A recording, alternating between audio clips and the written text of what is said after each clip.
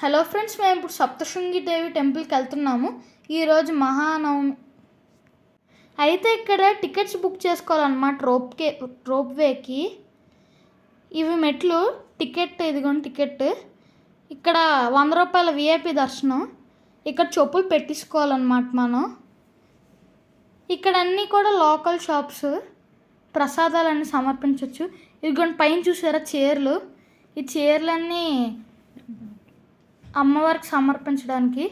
ఇదిగోండి ఇక్కడ చూసారా, ఇది టికెట్ చెకింగ్ కోసం. ఇదిగో టికెట్ చెక్ చేస్తున్నారు. ఇప్పుడు లోపలికి వెళ్తున్నాం. ఓల్డ్ ఏజ్ పీపుల్కి లిఫ్ట్ అన్నమాట, పైకి ఎక్కలేని వాళ్ళు.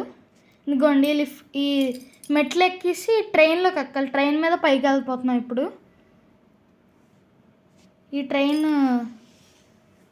ఇదిగోండి, ట్రైన్ లోపల ప్యాసింజర్స్ కూర్చున్నారు.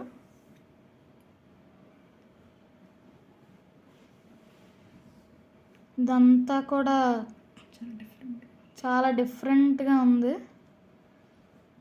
సరే పైకి వెళ్ళి చూద్దాం. ఇదిగోండి ఇదే ట్రైన్. అది ఇంజిన్ అన్నమాట. ఇదిగోండి మనం ఇప్పుడు గోపురంలో అప్పుడు ఉన్నాము అమ్మవారిని దర్శించుకోవడానికి. ఇదిగోండి అమ్మవారు చాలా కళగా ఉన్నారు. అమ్మవారికి 9 చేతులు ఉన్నాయి. ఆ 9 జతలు అన్నమాట. ఒక సైడ్ 9, ఇంకో సైడ్ 9. అలా 9 చేతుల్లోని 9 ఆయుధాలు ఉంటాయి. అలాగుంటాయి అన్నమాట.